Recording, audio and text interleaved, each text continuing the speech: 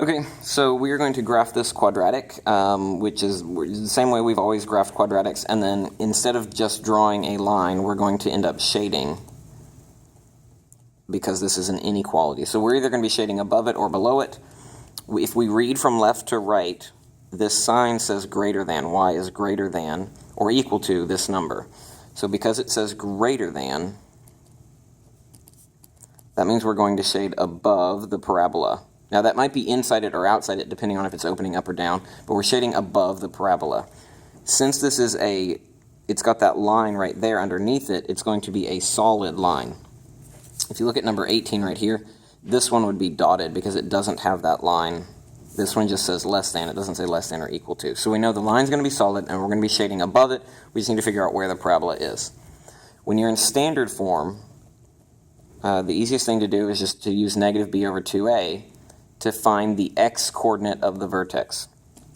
So my b value here is 6, so negative 6, and my a value is 3, so this gives me negative 1. So the x-coordinate of my vertex is negative 1, and I need to still find the y-coordinate. If you know x, you just plug it in right here for x, and you plug it in right here for x, and that will tell you the y-coordinate of the vertex. So we're going to have 3 times negative 1 squared plus 6 times negative 1 plus 2. Negative 1 being squared, you have to do the exponent first, so negative 1 being squared is positive 1. 6 times negative 1 is negative 6. So we have 3 minus 6 plus 2. So we have negative 3 plus 2, negative 1. So the vertex here is going to be at negative 1, negative 1. Now you could do this a couple different ways. To find another point, you can either use the y-intercept, which we can see right here, and then its corresponding point using symmetry, or you could say, oh, well, I see a vertical stretch of 3, so you could take the parent function that normally goes out 1 and up 1, and you can make it 3 times bigger.